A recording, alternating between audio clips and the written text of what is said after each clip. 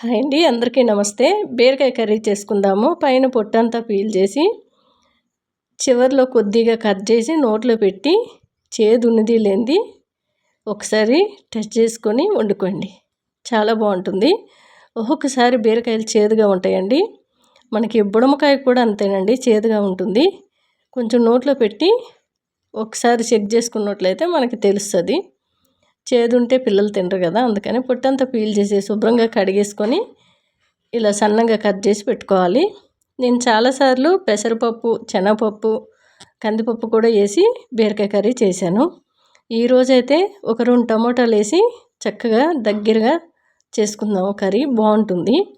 బీరకాయకి పెద్దగా టైం పట్టదు. బీరకాయ వండేటప్పుడు వాటర్తో పని ఉండదండి. ఆ బీరకాయలో ఉండే వాటరే మనకు సరిపోతుంది. సొరకాయ కానీ బీరకాయ కానీ మనకి మే నెలలో వండుకుంటే ఆరోగ్యానికి కూడా చాలా చల్లగా హాయిగా ఉంటుందండి. ఎక్కువగా వాటర్ ఉండే లిక్విడ్ లాగా ఉండే కూరగాయలు తీసుకున్నట్లయితే ఆరోగ్యానికి కూడా చాలా మేలు చేస్తుంది. చాలా టేస్ట్గా ఉంటుంది. ఇలా ఒకసారి నచ్చితే ట్రై చేయండి. స్టవ్ పైన బాండి పెట్టుకుని కొద్దిగా ఆయిల్ వేసుకొని ఆవాలు, జీలకర్ర, నేను అన్ని దినుసులు కలిపి పెడతాను కాబట్టి దాంట్లో వాము, మెంతులు, సోంపు కూడా ఉంటుందండి. అలా పెట్టి చూడండి. కర్రీ టేస్టే కాదు, ఆరోగ్యానికి కూడా చాలా మంచిది. సన్నంగా తరిగి పెట్టుకున్న ఉల్లిపాయ ముక్కలు, కరివేపాకు వేగిన తర్వాత కొద్దిగా రాళ్ళుప్పు, పసుపు వేసి ఒక 2 టమాటాలు అయితే ఇలా కట్ చేసి పెట్టుకున్నాను. బాగా కలిపేసి మూత పెట్టుకున్నట్లయితే మధ్య మధ్యలో కలుపుతూ ఉంటే ఈ టమాటా అంతా కూడా మెత్తబడే వరకు మనం మధ్య మధ్యలో కలుపుతూ మూత పెట్టుకుంటే త్వరగా కర్రీ అనేది ఉడికిపోతుంది. టేస్ట్ కూడా చాలా బాగుంటుంది. మెత్తబడిపోయింది కదండి టమాటా. ఇప్పుడైతే బీరకాయ ముక్కలన్నీ వేసేసుకొని బాగా కలిపేసి మూత పెట్టి బీరకాయలో ఉన్న వాటర్ అంతా కూడా మనకి వచ్చే వరకు కూడా కాసేపు మధ్య మధ్యలో కలుపుతూ స్టవ్ మీడియంలో పెట్టుకుంటే త్వరగా ఉడికిపోతుంది. ఇది ఆలు అండి, ఆలు వేపుడు. మా మనవరాళ్ళ కోసం చేశాను. తనకు కొద్దిగా కారం, కొద్దిగా సాల్ట్ వేస్తే ఇది రసం ఉంటుంది కాబట్టి సైడ్కి పెట్టుకుని తినేస్తుంది అనమాట. ఒక్కొక్కసారి అలా ఆలు చేస్తాను, ఒక్కొక్కసారి డీప్ ఫ్రై కూడా చేస్తూ ఉంటాను. మన కార్న్ఫ్లోర్ వేసి చాలా బాగుంటుంది. ఇప్పుడు బీరకాయ కర్రీలో కొద్దిగా కారం పొడి, గరం మసాలా వేసి బాగా కలిపేసి మళ్ళీ మూత పెట్టి లాస్ట్లో కొద్దిగా కొత్తిమీర వేసి కింద దించేసుకోవడమే. టేస్ట్ చాలా బాగుంటుంది. రోటీ అయినా రైస్ అయినా బాగుంటుందండి. నేను ఏ కర్రీ చేసినా సరే మా ఇంట్లో రసం అనేది కంపల్సరీ ఉండాలి. మా మనవరాల కోసమే కాదు, ఇంట్లో అందరూ ఇష్టంగా తింటారు. టేస్ట్ అయితే అదిరిపోయింది. హాయ్ అండి, న్యాచురల్ ఎయిర్ గ్రోత్ ఎరాయిల్, షాంపూ పొడి, సున్నిపిండి 3 కూడా న్యాచురల్ అండి. ఈరోజు అయితే నేను నెత్తికి అప్లై చేసి మరీ చూపిస్తాను. షాంపూ పొడి మంచి రిజల్ట్ అయితే ఉంటుంది. నేను డైలీ నైట్ టైం కానీ డే టైం కానీ ఎక్కువ ఆయిల్ అయితే అప్లై చేస్తానండి. మనం ఎప్పుడైనా సరే దువ్వెనతో దువ్వేటప్పుడు దువ్వెనకు ఒక ఎంట్రుకు కూడా రాకుండా ఉండాలంటే ఆయిల్ అనేది ఎక్కువగా రాసుకుంటే మంచి రిజల్ట్ అనేది ఉంటుంది. దువ్వెన మాత్రమే జారుద్ది. మనకి ఆయిల్తో చాలామంది ఆయిల్ ఎక్కువ ఇష్టపడరు కాబట్టి నైట్ టైం పెట్టుకొని మనకి పిల్లో పైన ఒక వేస్ట్ క్లాత్ వేసుకొని పడుకొని మార్నింగ్ లేచాక క్లాత్ కూడా డైలీ ఉతికేసుకోవాలి. అలాగే ఉన్నట్లయితే ఇంకా హెయిర్ ఫాల్ అనేది ఎక్కువ అవుద్ది. ఇలా చూశారు కదా, జారుడుగా వాటర్ పోసి దోశల పిండి మాదిరిగా కలుపుకొని పాయలుగా తీస్తూ కుదుళ్ళ నుంచి చిగురుల వరకు అప్లై చేసుకుని నా జుట్టుకైతే 2 స్పూన్లు సరిపోతుంది. మీ జుట్టును బట్టి మీరు వాడినట్లయితే మంచి రిజల్ట్ కనిపిస్తుంది. ఎక్కువగా హెయిర్ ఫాల్ అవ్వకూడదు అనుకుంటే డైలీ ఆయిల్ పెట్టండి, మార్నింగ్ తలంటుకోండి. లేదు ఇంట్లోనే ఉన్నట్లయితే 3-4 డేస్ వరకు ఆయిల్తో ఉండొచ్చు. తర్వాత మీకు ఇష్టం వచ్చిన షాంపూతో చేసుకున్న, లేదు ఇలా షాంపూ పొడి న్యాచురల్ వాడుకున్న మంచి రిజల్ట్ అనేది ఆయిల్ వల్ల కనిపిస్తుంది. డైలీ మసాజ్ అనేది చేయాలి. 3-4 డేస్ మీరు తలంటుకోకపోయినా డైలీ ఆయిల్ పెడుతూ మసాజ్ చేయాలి. అప్పుడే మంచి రిజల్ట్ అనేది మనకు కనిపిస్తుంది. చూశారు కదా, ఎక్కువగా డాండ్రఫ్ ఉన్నప్పుడు ఒక 3 వారాల పాటు డైలీ నైట్ టైం ఆయిల్ పెట్టి మార్నింగ్ షాంపూ పొడితో తలంటుకుంటే 3 వారాల్లో మీకు డాండ్రఫ్ అనేది కంప్లీట్ తీసేస్తుంది. మంచి రిజల్ట్ కనిపిస్తుంది. హెయిర్ ఫాల్ తగ్గుద్ది. మంచి రీగ్రోత్కి ఒక 6 నెలల వరకు ఇలా కంటిన్యూ వాడినట్లయితే మంచి రిజల్ట్ అనేది కనిపిస్తుందండి. చూశారు కదా, మనకి కొద్దిగా వాటర్ పోస్తూ ఇలా అప్లై చేసిన తర్వాత మీరు ఇంట్లోనే ఉన్నట్లయితే ఒక 1/2 అవర్ అలాగే పెట్టుకోండి. లేదు డ్యూటీలకి వెళ్ళేది ఉంటే ఒక 10 నిమిషాలు సరిపోతుంది. మనకి షాంపూ పొడిలోని ఈ జుట్టు అనేది నానాలండి. కాసేపు నానితే మనకి కాస్త వాటర్ పోసి రుద్దంగానే జిడ్డంతా తీసేస్తుంది. లైట్గా నురుగు అనేది వస్తుంది. మరి కెమికల్ షాంపూ అంత నురుగు అయితే రాదు. లైట్గా నురుగు వచ్చి మంచి రిజల్ట్ అనేది మనకు కనిపిస్తుంది. నేను ఇప్పుడు హాల్లో అప్లై చేసుకున్నా కాబట్టి అలా గిన్నెలో చూపిస్తున్నానండి. మీరు వాష్రూమ్లో రుద్దుకున్నట్లయితే మీరు కొద్దిగా వాటర్ పోస్తూ చూసారు కదా, లైట్గా నురగ అనేది వచ్చేస్తుంది. ఇలా బాగా రుద్దేసుకొని కుదుల నుంచి సిగుళ్ళ వరకు రుద్ది ట్యాప్ కింద తలపెట్టి కడిగేసుకోవడమే.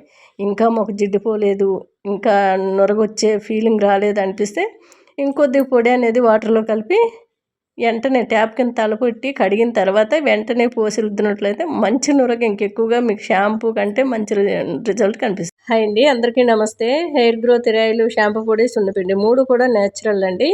ఇదైతే షాంపూ పొడి అండి. చాలా ఎక్కువగా సున్నపిండి కానివ్వండి, షాంపూ పొడి కానివ్వండి చాలా ఎక్కువగానే తీసుకుంటున్నారు.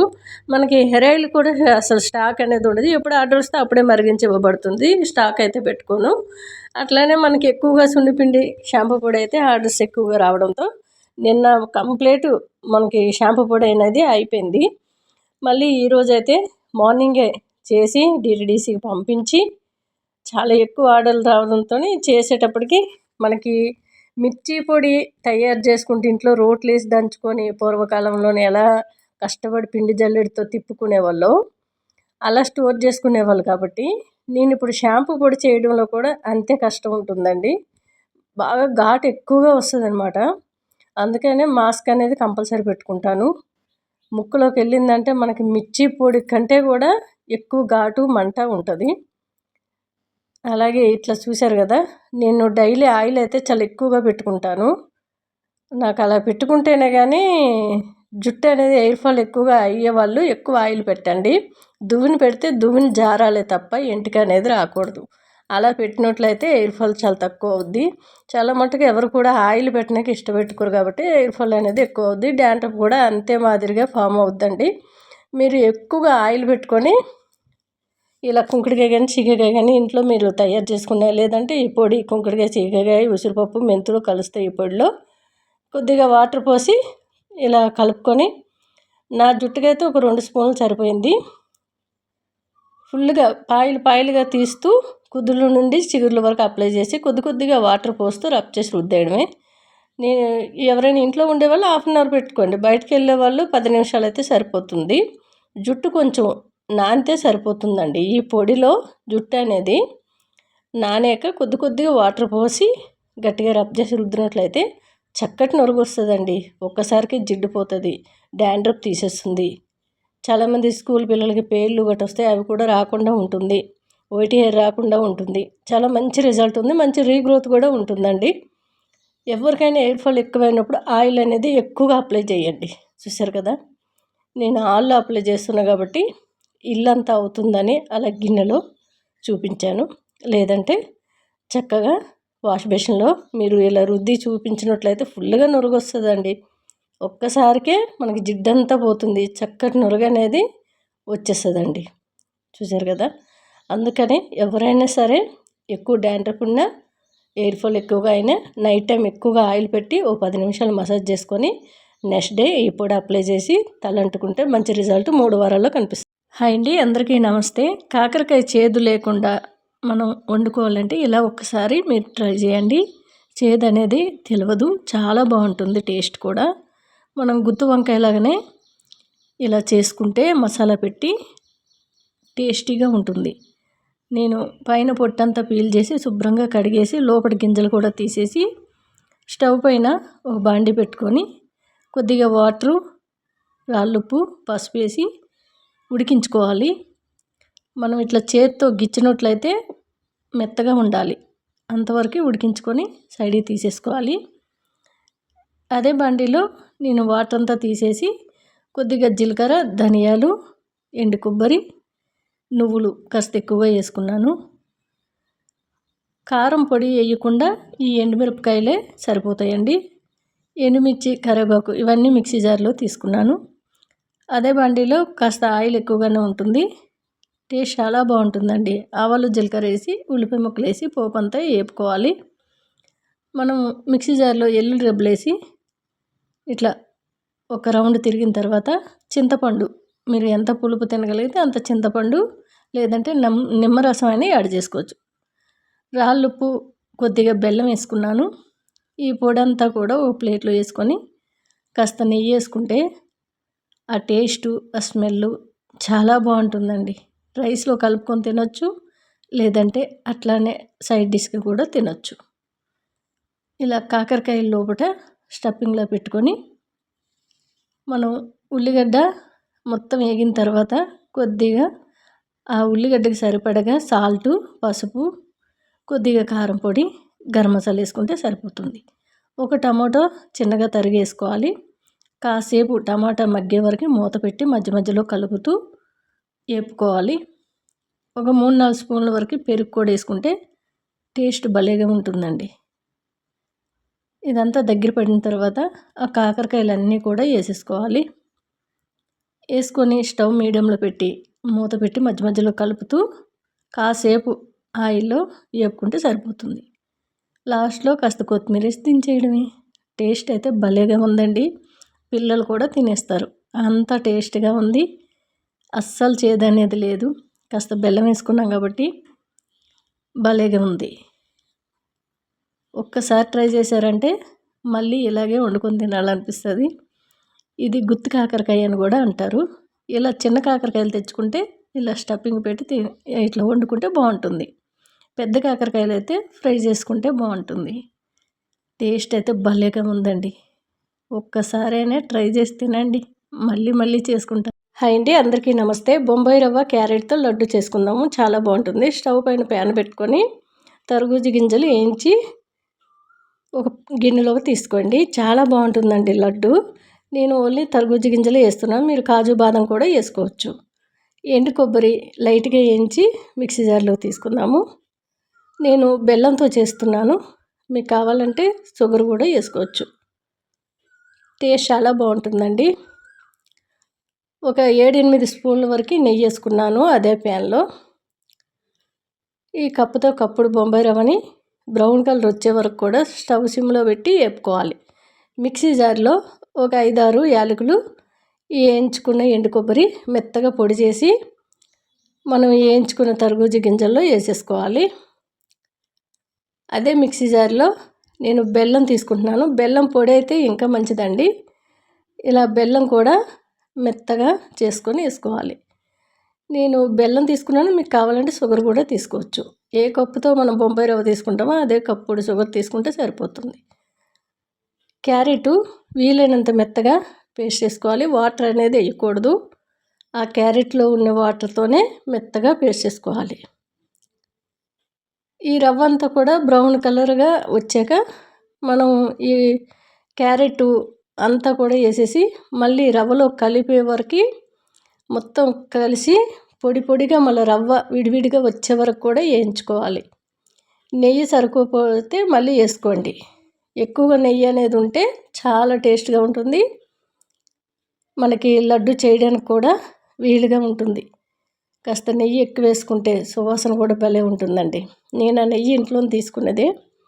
నేను ఎప్పుడు మీగడ అనేది డీప్ ఫ్రిడ్జ్లో పెట్టి వారంలో ఒక్కసారి నెయ్యి కాస్తూ ఉంటాను. ఈసారి నెయ్యి అనేది ఎక్కువగానే ఉంది. ఎప్పుడు బిర్యానీ ఎక్కువగా చేసేదాన్ని, ఈ మధ్యన మా పిల్లలు చాలా తగ్గించారు బిర్యానీ, అందుకనే నెయ్యి ఎక్కువగా ఉంది. ఏదో స్వీట్ చేయాలని ఇలా చేశాను. మా పాపకి మా ఆయనకి స్వీట్ అంటే ఇష్టం అండి. ఇలా బెల్లము అవన్నీ మనం కొబ్బరి వేసుకున్నాం కదా, దాంట్లోకి రవ్వ అంతా కూడా వేసేసుకొని మీకు లడ్డు చేయడానికి వీలైనట్టు ఉంటే మరి నెయ్యి అవసరం లేదు, లేదంటే ఇంకాస్త నెయ్యి వేసుకోండి. చూసారు కదా, చక్కగా లడ్డు వచ్చేసింది. ఇలా అన్నీ కూడా చేసేసుకొని ఒక ప్లేట్లో తీసుకుందాము. ఇవి బయట ఉండే ఒక వారం వరకు ఉంటాయండి. టేస్ట్ కూడా చాలా బాగుంటాయి. ఫ్రిడ్జ్లోనైతే 1 మంత్ వరకు ఉంటాయి. అంత బాగుంటుంది టేస్టు. మా ఇంట్లో అయితే ఒక ½ అన్ అవర్లో అయిపోతాయి. మా ఆయనకి మా పాపకి స్వీట్ ఉంటే ఏదైనా తొందరగా అయిపోవాలి, భలే తింటారు, చాలా ఇష్టం. ఇలా తినేవాళ్ళంటే నాకు కూడా చేయాలనిపిస్తుంది. భలే ఉందండి లడ్డు, నచ్చితే. హాయ్ అండి, అందరికీ నమస్తే. చామదుంపల కర్రీ చేసుకుందాము. ఎక్కువగా ఇది నేను ఉడికించి తీసుకుంటాను. చాలామంది పైన పొట్టంతా కూడా పీల్ చేసి కూడా డైరెక్ట్గా వండుకుంటారు, అలా కూడా బాగుంటుంది. అలా అయితే కొంచెం చేతులకి మనం ఆయిల్ కానీ బ్లౌజులు కానీ వేసుకొని ఫీల్ చేసినట్టయితే దురద అనేది ఉండదు. ఇలా ఉడికించుకుంటే ఏ దురద లేకుండా చక్కగా మనం పొట్టు తీసుకోవచ్చు. కుక్కర్లో వేసుకొని కాస్త పెద్ద దుంపలు అయితే చాకుతో ఘాట్లు పెట్టుకుంటే త్వరగా ఉడికిపోతాయి. మనకి అవి ములిగేటంత వరకు వాటర్ పోసుకొని 3 విజిల్ వచ్చే వరకు స్టవ్ హైలో పెట్టినట్లయితే చక్కగా ఉడికిపోతాయి. ఉడికిన తర్వాత హాట్ వాటర్ అంతా తీసి కాస్త కూల్ వాటర్ పోసుకొని పైన పొట్టంతా కూడా చేత్తో తీసేసుకొని ఇలా ముక్కలు కట్ చేసి సైడ్కి పెట్టుకోవాలి.